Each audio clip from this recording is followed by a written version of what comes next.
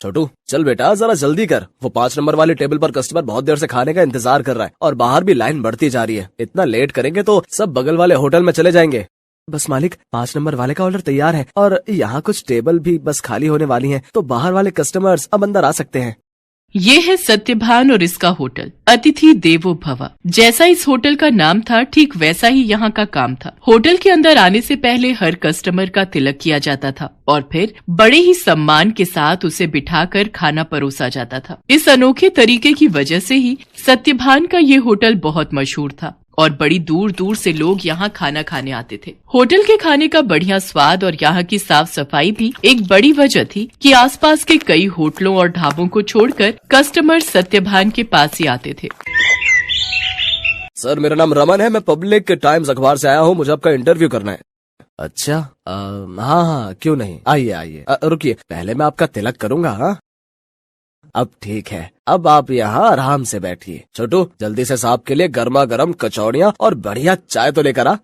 हाँ तो सत्यभान जी, सबसे पहले मैं आपका पूरा होटल और यहाँ की किचन देखना चाहूंगा। वैसे सुना तो मैंने ये है कि आप किसी को भी अपनी रसोई में लेकर नहीं जाते, लेकिन मुझे तो आपके वहाँ लेकर जाना ही होगा, वरना ये इंटरव्यू अधूरा रह जाएगा।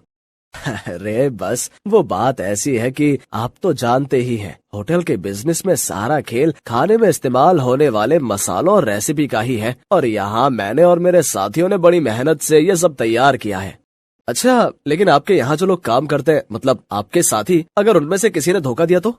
नहीं नहीं, ऐसा तो हो ही नहीं सकता। यहाँ जितने भी लोग मेरे लिए काम करते हैं वो सब के सब मेरे गांव से ही हैं, यानी सब मेरा परिवार है। आज तक का रिकॉर्ड है, मुझे मेरा कोई साथी छोड़कर नहीं गया। ये तो वाकई बहुत बड़ी बात है। लेकिन अब तो आप इतने मशहूर हो गए, आपका होटल एक ब्रांड बन चुका है, तो लोग आपकी रसोई को अंदर से देखना चाहते हैं। आप चिंता मत कीजिए, मैं आपके मसालों और रेसिपीज का राज नहीं खोलूंगा, लेकिन रसोई के अंदर की कुछ फोटोज तो चाहिए होंगी आपके इंटरव्यू के साथ छापने के लिए। सत्यभान उस पत्रकार को समझाने की कोशिश करता है, लेकिन वो खुद ही उस पत्रकार की बातों में फंस जाता है। अखबार में अपना इंटरव्यू और फोटो छपने की बात से वो बहुत खुश था और इसी खुशी में वो बह गया और उस पत्रकार को उसने अपने होटल का एक एक कोना बहुत अच्छे से दिखाया। साथ ही अपनी रसोई में ले जाकर अपने सारे तौर तरीकों और रेसिपीज का भी अनजाने में खुलासा करता गया। वो पत्रकार होटल की लगभग हर चीज की तस्वीर ले रहा था। इंटरव्यू के दौरान उसने सत्यभान से कई सवाल पूछे, जिनके जवाबों में सत्यभान के सारे सीक्रेट खुलते जा रहे थे।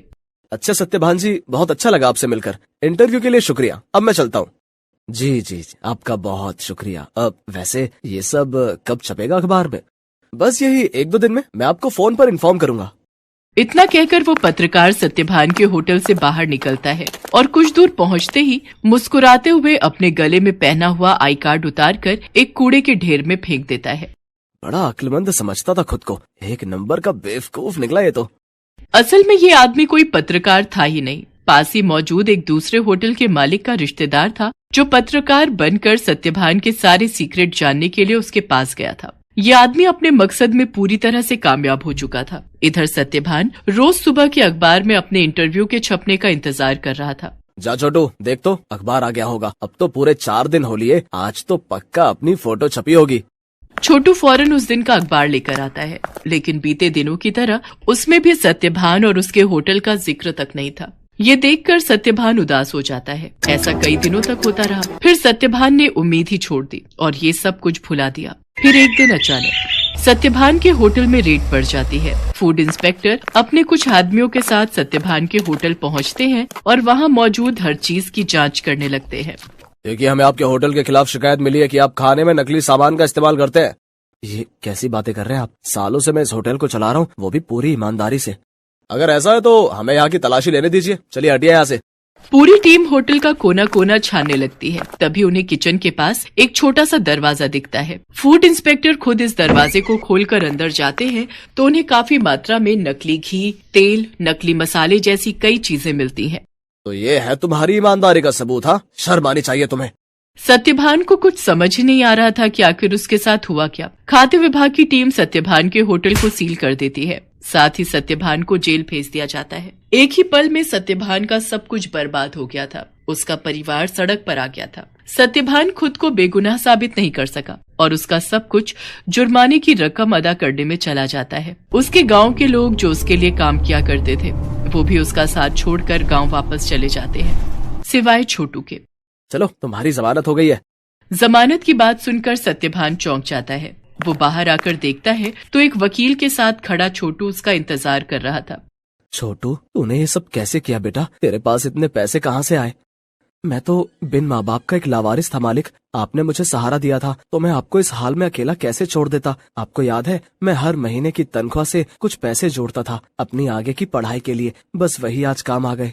छोटू की बात सुनकर सत्यभान की आंखों में आंसू आ जाते हैं और वो छोटू को गले लगा लेता है। लेकिन अभी भी सब कुछ ठीक नहीं हुआ था। शहर भर में सत्यभान का नाम खराब हो चुका था। इसलिए सत्यभान अपने परिवार और छोटू के साथ शहर छोड़कर अपने गांव चला जाता है। वहाँ बांस के बड़े बड़े जंगल थे जिनके बीचों बीच एक छोटी सी झोपड़ी बनाकर सत्यभान और उसका परिवार रहने लगता है। सत्यभान के पास गुजर बसर के लायक भी पैसे नहीं थे, इसलिए उसे कुछ तो करना ही था।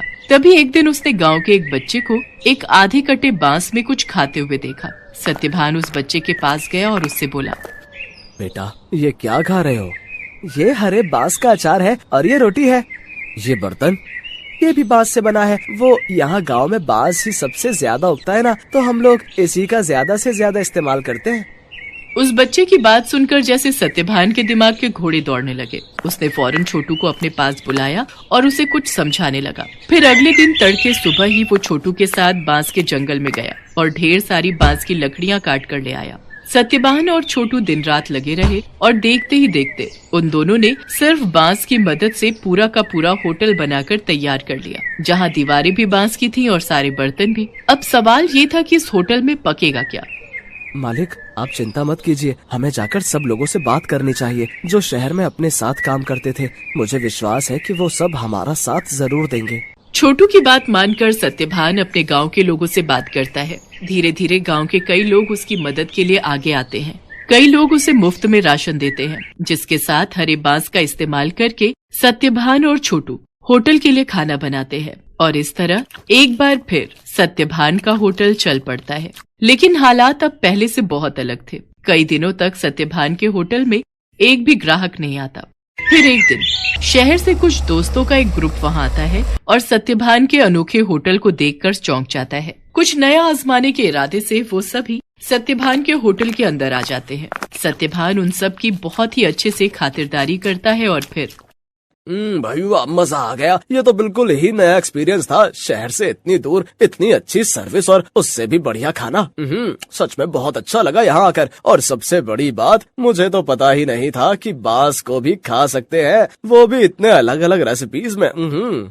सत्यभान के खाने और अलग किस्म के होटल की तारीफ वो सभी दोस्त अपने दूसरे दोस्तों से जाकर करते हैं, जिसके चलते और भी लोग खास तौर पर सत्यभान के होटल में खाना खाने वहां पर आते हैं। सत्यभान की सर्विस और खाना बहुत जल्दी अपना पहचान बना रहा था। लोग शहर के हाई फाई होटल छोड़कर सत्यभान के पास गांव में आ रहे थे। धीरे धीरे सत्यभान की गाड़ी पटरी पर आने लगती है और उसके पुराने साथी जो गाँव में ही थे वो भी उसके पास काम पर लौट आते हैं। मालिक भगवान की दया से अब सब ठीक हो रहा है, लेकिन अब तक ये समझ नहीं आया कि आखिर वो सब नकली सामान उस दिन अपने होटल में आया कहाँ से। ये पहेली तो सच में सुलझानी ही होगी छोटू। मुझे लगता है मुझे कुछ करना चाहिए। सत्यभान के पास अब इतने पैसे जमा हो चुके थे कि वो अपने खिलाफ रची गई साजिश की जांच करवा सकता था। वो अपने केस को रीओपन करवाता है और एक प्राइवेट डिटेक्टिव की मदद से सारा सच बाहर निकलवाता है। असल में रमन जो सत्यभान के पास पत्रकार बनकर आया था, ये सब उसके और उसके रिश्तेदार की सांठगांठ थी, जो सत्यभान के पुराने होटल के पास ही अपना होटल चलाता था। साथ ही सत्यभान की तरक्की से जलता भी था। रमन के द्वारा जुटाई गई जानकारी की मदद से ही वो सारा नकली सामान रातों रात चुपके से सत्यभान के होटल के अंदर पहुंचाया गया था। प्राइवेट डिटेक्टिव ने सारे जरूरी सबूत जुटा लिए थे, जिनकी मदद से दूध का दूध और पानी का पानी हो गया। दोषियों को सजा मिली और सत्यभान को उसकी खोई हुई इज्जत। शहर में मौजूद सत्यभान की सारी संपत्ति उसे वापस मिल जाती है, जहां सत्यभान फिर से अपना होटल शुरू करता है, लेकिन बिल्कुल नई थीम, नए तौर तरीकों और नई रेसिपीज के साथ।